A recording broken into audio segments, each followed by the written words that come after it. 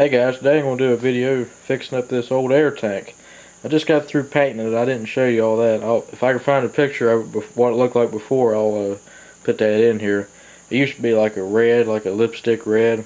I never did really like the color, and I had this blue spray paint laying around, so I just thought I'd paint it up. Now what I'm going to do, on the sides here, I'm going to mask it off and put 3 stripes right here in white. And I'm going to paint the handle white. I have no point in it. I just like to do things different, you know, and customize things. Here's the gauge off of it. This goes right here. It's got the valve here for the air. Right now it's all just stuck in there. I don't have no Teflon on it. That's old. I just put everything together, make sure the gauge works and everything. I got some Teflon tape there for it. I just thought I'd make a video on it. Not doing a whole lot in small image right now, but I'm just trying to make videos on what I'm doing. And on the air fitting here on the tank, I stuffed masking tape down there to prevent spray paint from getting down inside the tank.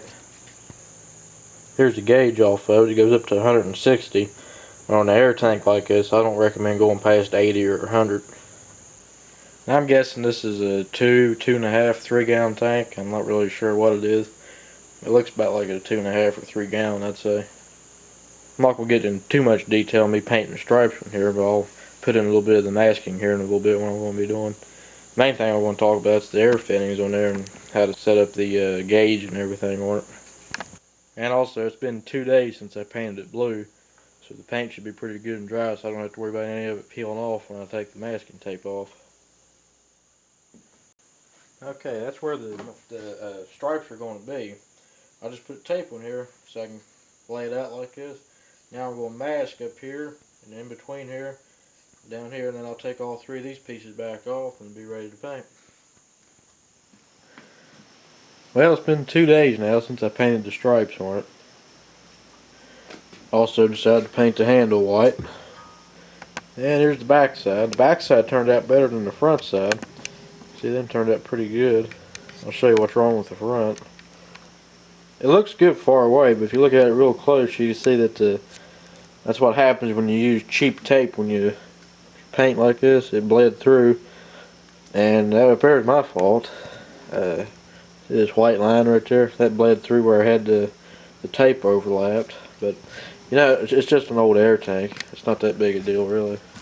And I ain't really done much striping like this myself, so it's a little bit of good practice for me. Now I don't know.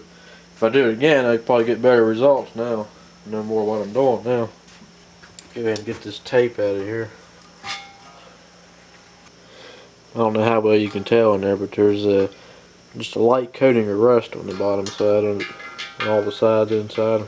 Not too bad at all, really. Okay, the first thing I'm going to do is put the connector on the air hose here, and this goes in here. You want to get it on there all the way, like that. You want to use a pretty good quality hose clamp. Now if you're using the hose that you bought, you probably won't have to do this. I cut up an old air hose, and this part of it was bad, so I had to put my own connector on it.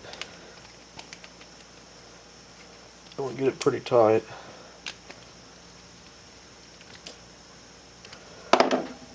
Okay, when it's fitting here, everything hooks to.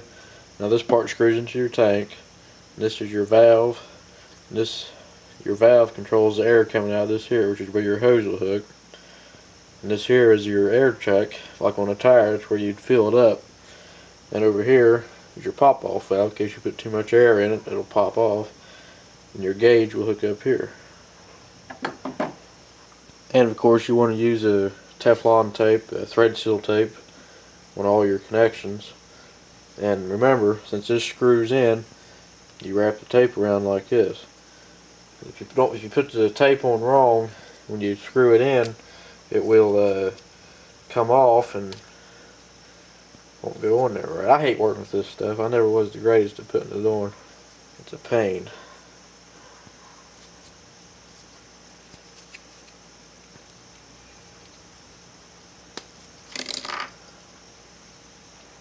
That's about the way you'd want it. You're going to do this on all your connections. Okay, I just got the tape on everything here. Get ready to put it all together.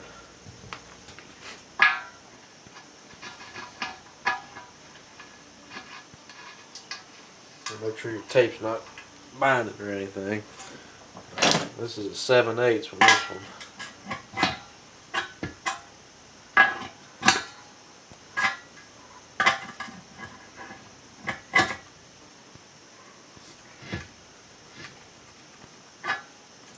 And you want to get it tight, but you also want to get everything lined up the way you want it. Like right here, this would be the hose. Right now, your air pressure gauge is upside down. I'd like to get it up here, but I may not be able to.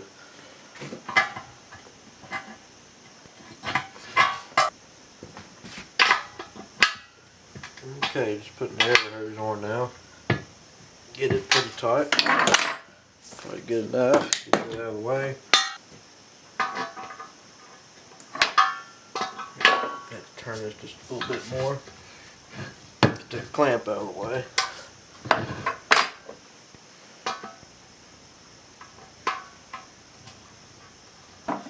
Okay, I had to loosen the clamp so I can get this tight, and I'll bring it back over here and tighten that up again. I hate when stuff like that works out like that. And I'll bring the clamp back over here. This clamp ain't in the best shape, but okay, I got everything on there. I got the clamp tightened down good. Now I just remembered something. When I first got this tank, I discovered that this valve was leaking right here.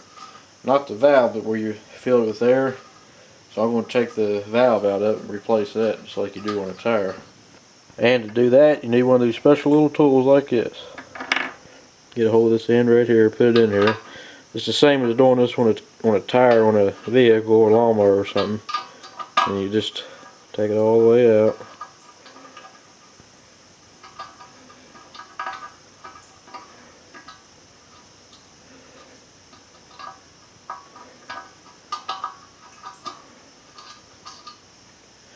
There it is. And get your new one. Screw it in. Get your tool.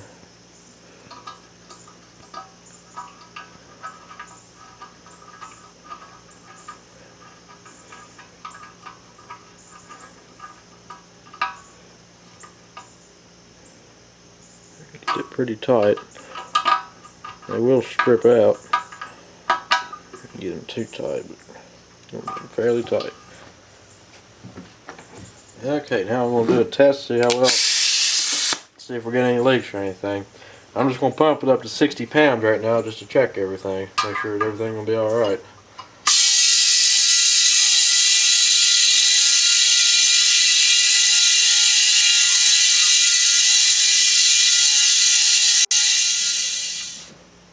Be a good time to show you a little gadget I made a while back. Instead of sitting there holding that air chuck on there all the time, turn your valve off in your air tank. I made this little coupler. You put that in here and hook up your air from your air compressor up to that. Then when you open your valve, it fills it up for you. That beats sitting there holding the air chuck on there for a while. My compressor only pumps up to 60 pounds, that's why it's taking so much time to pump up here.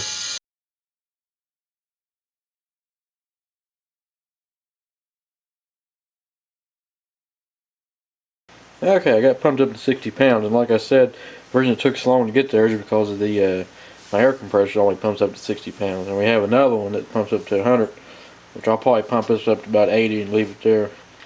I don't recommend it exceeding 100 pounds on any air tank like this. I think 80 is probably your safest PSI for an air tank like this. Now your best method to check this for leaks would be mix up some soap and water on there and brush it on there and check for leaks. I'm just going to let it set overnight and see if there's any leaks. Then I'll check to see where it's at and see what I can do to fix it.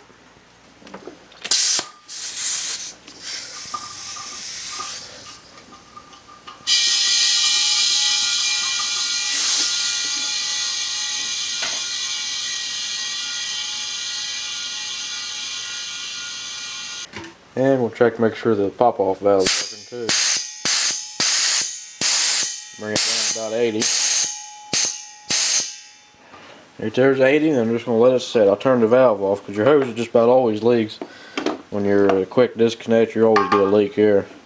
Now, some people just like to put an air check on there if you just want to use it for tires, but I thought I'd put this one there in case I want to run a blowgun or something for a few minutes. Well, it's the next day, as you can see, it's down to about 74 pounds. So leaked off 6 pounds in 24 hours. So I don't guess that's too bad, but I'd like to get it better. Well, guys, thanks for watching. If you got any questions or comments, leave me a comment or send me a message, and I'll get back to you as soon as I can. Thanks for watching.